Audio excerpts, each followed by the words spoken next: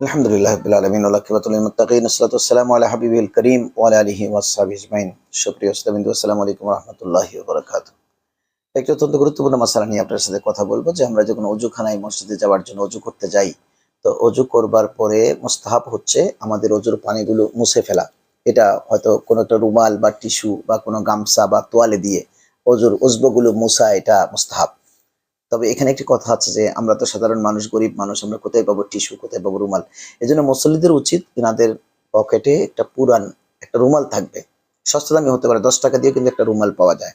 দেশ তো আমাদের দেশ গরিব। আমি উজবেকিস্তানে দেখেছি এখানে কিন্তু মসজিদের প্রতিটি অজুখানার মধ্যে গরম পানি, টিস্যু, তোয়ালে সবকিছু সেট করা আছে। ওয়ান টাইম তোয়ালে। ছোট, ছোট তোয়ালে আপনি হাত মুখ মুছে ডাস্টবিনে ফেলে দেবেন। ওরা নিয়ে সেটা ফেলে দেবে। যেহেতু আমরা গরিব দেশ, আমাদের মসজিদে এরকম ফান্ড নাই। ফান্ড থাকলেও কিন্তু কমিটি খরচা করবে না। ওরা ফান্ড জমাবে এবং সেটা ব্যাংকে রাখবে। অনেক কমিটির লোকজন সেটা দিয়ে ব্যবসাও করে।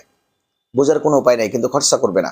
অনেক মাদ্রাসার কমিটি লক্ষ লক্ষ টাকা ব্যাংক অ্যাকাউন্টে পড়ে আছে, কিন্তু মাদ্রাসার ছাত্রদের জীবন মান উন্নয়নের জন্য টাকা খরচা করবে না।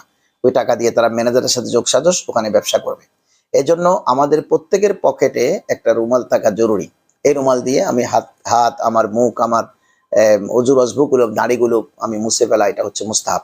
তবে এখানে একটি কথা আছে, আমি যদি না মুছি, আপনি বলতে পারেন হুজুর আর না মুছলে অসুবিধা কি? না মুছে যদি আমি মসজিদে চলে যাই, তাহলে আপনার দাড়ি থেকে, আপনার হাত থেকে যে পানিগুলো টপকে টপকে মসজিদে পড়তেছে, এটা মাকরুহ।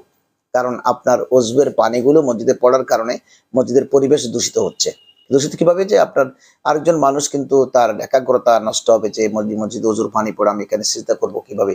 এগুলো কিন্তু মসজিদ থাকতে পারবে না। মসজিদ একেবারে ক্লিন থাকবে, পরিষ্কার থাকবে। গরিব হই, কিন্তু মসজিদে নামাজ পড়লে যেন মানুষের প্রশান্তি আসে। এজন্য আপনাকে হাতের পানিগুলো মুছে ফেলা জরুরি।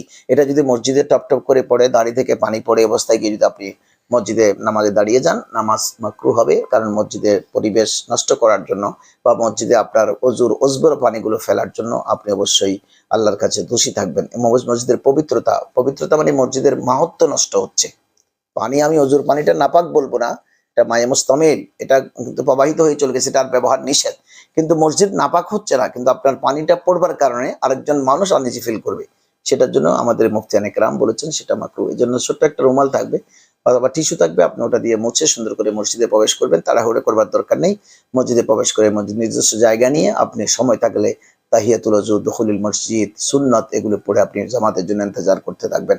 আর সময় না থাকলে আপনি সুন্নত যেটা জামাতের আগে আছে সেটা পড়ে আপনি ইন্তজারে থাকবেন। কোরআন শরীফ বা দোয়া দুরূদ এগুলো আপনি মনে মনে পড়তে থাকবেন। কোনো রকমের দুনিয়াবি কথাবার্তা মসজিদে বলবেন না। এটাই হচ্ছে মসজিদের আদব।